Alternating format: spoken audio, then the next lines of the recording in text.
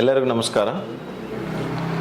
ನಾನು ಡಾಕ್ಟರ್ ಶಶಿಕಾಂತ್ ಅಂತೇಳಿ divine grace ಹಾಸ್ಪಿಟಲಲ್ಲಿ ಮೆಡಿಕಲ್ ಡಾಕ್ಟರ್ ಆಗಿದ್ದೇನೆ, ಕಿತ್ತಗನೂರು, ಬ್ಯಾಂಗ್ಳೂರು.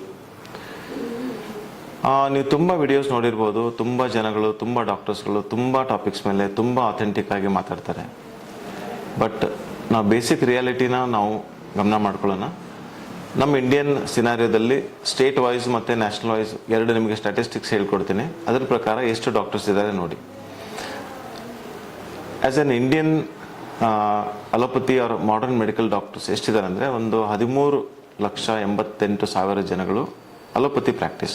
ಕಾಮನ್ ಆಗಿ ಅಲೋಪತಿ ಏನು ಮಾಡರ್ನ್ ಮೆಡಿಸಿನ್ ಏನು ಅನ್ನೋಕ್ಕಿಂತ ಕಾಮನ್ ಆಗಿ ಅನ್ಕೊಳ್ಳೋಣ ಅಲೋಪತಿ ಈಸ್ ಮಾಡರ್ನ್ ಮೆಡಿಸಿನ್. ಅದರಲ್ಲಿ ಡಿಫ್ರೆನ್ಸ್ ಇದೆ, ಅದ್ರ ಬಗ್ಗೆ ಜಾಸ್ತಿ ಹೋಗೋದು ಬೇಡ. ಸದ್ಯಕ್ಕೆ 13,88,000 ಅಲೋಪತಿ ಡಾಕ್ಟರ್ಸ್ಗಳು ಮತ್ತು 7,51,000 ಆಯುಷ್ ಡಾಕ್ಟರ್ಸ್ಗಳು. ನಮ್ಮ ಇಂಡಿಯನ್ ಹೆಲ್ತ್ ಕೇರ್ ಸಿನಾರಿಯೋದಲ್ಲಿ 75% ಎಲ್ಲ ಜನಗಳು ಪ್ರೈವೇಟ್ ಮೆಡಿಕಲ್ ಸರ್ವಿಸಸ್ಗೆ ಹೋಗ್ತೀವಿ ನಾವು ಎಲ್ಲರೂ. 42% ಅರ್ಬನ್ ಪಾಪ್ಯುಲೇಷನಲ್ಲಿ, 49% ರೂರಲ್ ಪಾಪ್ಯುಲೇಷನ್ ಜನಗಳು ಗೌರ್ಮೆಂಟ್ ಸರ್ವಿಸಸ್ಗೆ ಹೋಗ್ತಾರೆ. ಯಾರ ಕಡೆ ದುಡ್ಡಿಲ್ಲ ಅವರು ಗೌರ್ಮೆಂಟ್ ಸರ್ವಿಸಿಗೆ ಹೋಗ್ತಾರೆ.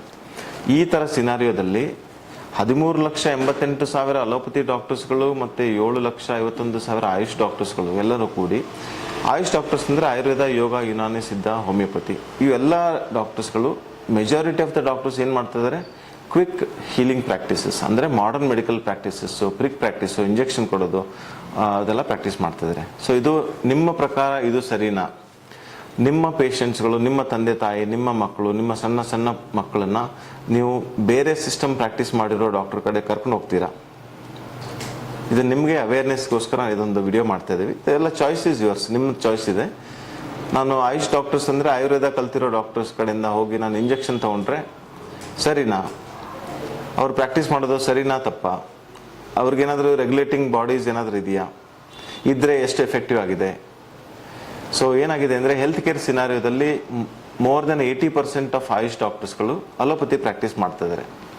ಸೊ ನಾವು ಲೀಗಲ್ ಪಾಯಿಂಟ್ ಆಫ್ ವ್ಯೂದಿಂದ ನೋಡಿದರೆ ಅಥವಾ national consumer dispute redressal commission ಅಥವಾ state consumer dispute redressal commission ಕಡೆ ನೋಡಿದ್ರೆ ಯಾವುದೇ ಆಯುಷ್ ಡಾಕ್ಟರ್ಸ್ಗಳು ಏನೇ ಅಲೋಪತಿ ಮೆಡಿಕಲ್ ಪ್ರಾಕ್ಟೀಸಸ್ ಮಾಡಿದ್ರೆ ಅದು ಮಾಲ್ ಪ್ರಾಕ್ಟೀಸ್ ಆಗುತ್ತೆ, ಅನ್ಲಾಫುಲ್ ಆಗುತ್ತೆ, ಬಟ್ ಇಲ್ಲೀಗಲ್ ಆಗುತ್ತೆ. ಪ್ರತಿ ಸ್ಟೇಟ್ ವೈಸ್ ಎಲ್ಲ ಡಿಫ್ರೆನ್ಸಸ್ ಇದೆ. ಬಟ್ ಇದ್ರೂ ಕೂಡ ನೀವು ಆಯುಷ್ ಡಾಕ್ಟರ್ಸ್ ಆಗಿದ್ದರೆ, ನೀವು ಮಾಡರ್ನ್ ಮೆಡಿಕಲ್ ಪ್ರಾಕ್ಟೀಸ್ ಮಾಡ್ತಾ ಇದ್ರೆ ಏನಾದರೂ ಕಷ್ಟಗಳು ಅಥವಾ death of the patient, injury to the patient ಏನಾದರೂ ಆದರೆ ಕನ್ಸ್ಯೂಮರ್ ಕೋರ್ಟಲ್ಲಿ ನೀವು ಸೋಲೋದು ಗ್ಯಾರಂಟಿ. ಯಾಕಂದರೆ ಈ ಗವರ್ನಿಂಗ್ ಬಾಡೀಸ್ ಇದೆ. ಸೊ ಅದಕ್ಕೋಸ್ಕರ ನಿಮ್ಮ ಕ್ಲಿನಿಕನ್ನು ಪ್ರಾಪರಾಗಿ ರಿಜಿಸ್ಟರ್ ಮಾಡಿ, ನಿಮ್ಮ ಸ್ಟಡಿ ಮಟೀರಿಯಲ್ ಏನಿದೆ, ನೀವು ಏನು ಸ್ಟಡಿ ಮಾಡಿರೋ ಅದು ಪ್ರಾಕ್ಟೀಸ್ ಮಾಡಿದ್ರೆ ನಿಮಗೆ ತುಂಬ ಒಳ್ಳೆಯದು. ಇಂಡಿಯನ್ ಹೆಲ್ತ್ ಕೇರ್ ಸಿನಾರಿಯೋದಲ್ಲಿ ತುಂಬ ತಪ್ಪು ಕಲ್ಪನೆಗಳಿದೆ. ನಾನು ಯಾವುದೋ ಒಬ್ಬರು ಸ್ಪೆಷಲಿಸ್ಟ್ ಲಿವರ್ ಡಾಕ್ಟರ್ ಒಬ್ಬರು ಯಾರೋ ಮಾತಾಡ್ತಿರೋದು ಕೇಳಿದೆ. ಇಂಟಿಗ್ರೇಟಿವ್ ಮೆಡಿಸಿನ್ ಬಗ್ಗೆ ಅವ್ರು ಮಾತಾಡ್ತಾರೆ. ಅವ್ರೇನು ಹೇಳ್ತಾರಪ್ಪ ಅಂದರೆ, ಇಂಟಿಗ್ರೇಟಿವ್ ಮೆಡಿಸಿನ್ ಅಂದರೆ ಏನು ಅಂದರೆ, ಆ್ಯಪಲ್ ಜ್ಯೂಸಲ್ಲಿ ಕೌಸ್ ಯೂರಿನ್ ಮಿಕ್ಸ್ ಮಾಡಿಬಿಟ್ರೆ ಅದೇನು ಬರುತ್ತಲ್ಲ ಅದು ಇಂಟಿಗ್ರೇಟಿವ್ ಮೆಡಿಸಿನ್ ಅಂತ ಹೇಳ್ತಾರೆ. ಅದಕ್ಕೆ ನಾವೇನು ಹೇಳ್ಬೋದು ಅಂದರೆ, ಅವರು ಸಬ್ಜೆಕ್ಟಲ್ಲಿ ತುಂಬ ಉತ್ತೀರ್ಣವಾಗಿ ತುಂಬ ಹೈಯೆಸ್ಟ್ ಲೆವೆಲಲ್ಲಿ ಸ್ಟಡಿ ಮಾಡಿರ್ಬೋದು. But Ayush has its own speciality and its own system of work. But ಅದು ರೆಕಗ್ನೈಸ್ ಆಗಿಲ್ಲ. ಇಂಡಿಯನ್ ಹೆಲ್ತ್ ಕೇರ್ ಸಿನಾರಿಯೋದಲ್ಲಿ ನಾನು ಒಂದು ಇಂಟಿಗ್ರೇಟಿವ್ ಕಾನ್ಸೆಪ್ಟನ್ನು ಮಾಡಬೇಕಂದ್ರೆ, integrative concept is the branch of modern medicine. ಅದು ಮಾಡರ್ನ್ ಮೆಡಿಸಿನ್ ಬ್ರಾಂಚ್. ಅದು ಅಷ್ಟು ಈಸಿಯಾಗಿ ಅಲ್ಲಗಳೆಯೋಕ್ಕಾಗಲ್ಲ. It is a branch of medicine. ನಾವು ಒಂದು ಟರ್ಮರಿಕ್ ಒಂದು ಗ್ರಾಸ್ ಫಾರ್ಮಲ್ಲಿ ಯೂಸ್ ಮಾಡಿದ್ರೆ ಅದು ಆಯುರ್ವೇದ ಅನ್ಬೋದು.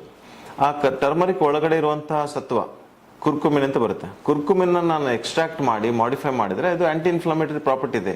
ಅದಕ್ಕೆ ರಿಸರ್ಚಸ್ ಇದೆ. ಸೊ ಒಂದು ಕಡೆಯಿಂದ ಹೋಲಿಸ್ಟಿಕ್ ವ್ಯೂ ಒಂದು ಕಡೆ ಇದೆ, ಇನ್ನೊಂದು ಕಡೆ ರಿಡಕ್ಷನಿಸ್ಟ್ ವ್ಯೂ ಇದೆ.